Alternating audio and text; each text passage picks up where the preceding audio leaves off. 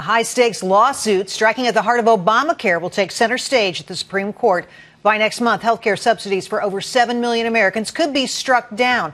Here with details, Paul Howard, senior fellow at the Manhattan Institute. Paul, welcome back to the show. So the suit is called King versus Burwell. It's getting a hearing just really days away now at the Supreme Court. And in effect, it could put at risk 7.5 million people's subsidies that flow from taxpayers for health care. Tell me what it would do. Right.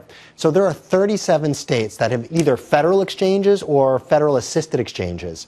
If the law is, if the Supreme Court holds the law says exactly what it says in plain English, exchanges established by the states are eligible for subsidies, that means that those 37 exchanges are not eligible for subsidies. So the state subsidies would go away. If the federal subsidies would all go away, only the 13 states that set up their own exchanges would keep the subsidies. All right, so let's take a look at the numbers and what that means. So there are 8.8 million people on federal exchanges, 2.85 on state exchanges. You can see how these numbers break down and how it puts so many people at risk here.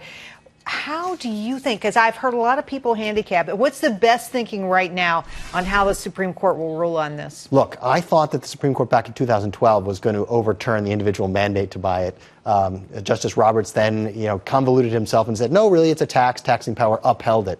The interesting thing here is this is not a constitutional question. It's a plain reading of the text. So I think this gives Roberts and perhaps Kennedy room to just say, plain reading of the text, Congress screwed it up, Congress can fix it. Really?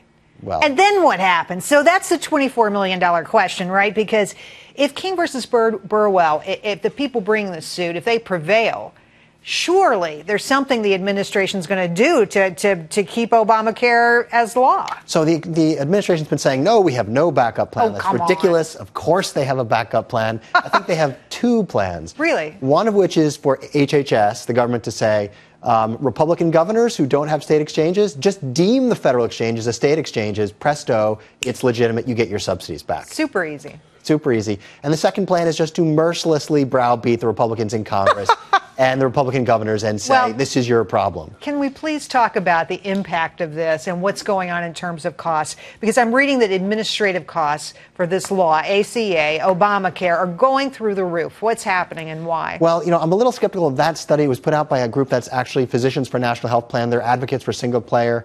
I'm a little skeptical of the idea that administrative costs are going up. Now, premiums are going up. And through the roof. And going up a lot. This is, interestingly, the very first time insurers have had a full year of claims.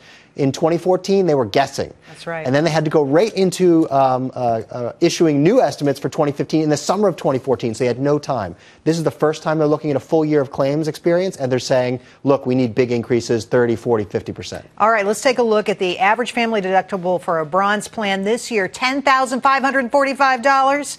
In 2013, it was $4,200. So you get sucked in by this number in 2013, and then suddenly, bam, you get hit by a huge cost. How do you think people are going to react? They're going to be unhappy. I think what you've heard from a lot of people is, this is before your insurance kicks in. So this is you're paying premiums, and then if you get sick, you could face a $5,000 or $10,000 or more $1,000 premium before you even get to the insurance coverage. Obamacare has tied the hands of insurers and said, look, there are only really two things you can do. You can raise your premium or raise your deductibles, and that's about it. So choice has really been restricted, and consumers who aren't eligible for subsidies are feeling the pain. Absolutely. We're hearing from so many people who just don't want to pay for that.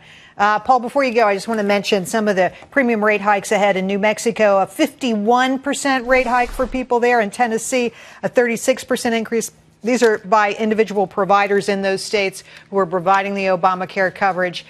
We should have known it was going to happen, right? And two important provisions of the law are also going away, these federal backstops called reinsurance and risk corridors, where basically the federal government moves money around and helps the insurers prop up against their losses. Those programs are going away in 2017, so they have to increase rates before that happens to make sure they're financially stable. Wow. Paul, thank you for coming on. Great job. My pleasure.